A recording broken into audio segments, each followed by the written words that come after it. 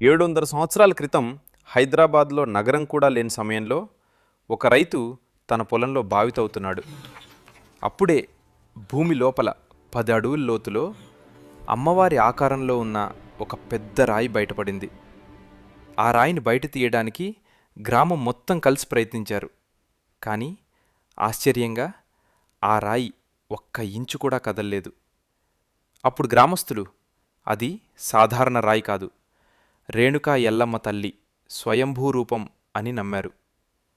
ఇంకా ఒక పెద్ద రహస్యం ఏమిటంటే, ఆ విగ్రహం తల దగ్గర నుంచి ఇప్పటికీ నీరు బయటకు వస్తూనే ఉంటుంది.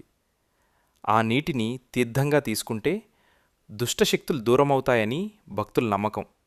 అందుకే బల్కంపేట ఎల్లమ్మను జలదుర్గ అని కూడా పిలుస్తారు. ఈ రహస్యమైన ఆలయం గురించి మీకు ముందే తెలుసా? తెలిస్తే కామెంట్ చేయండి.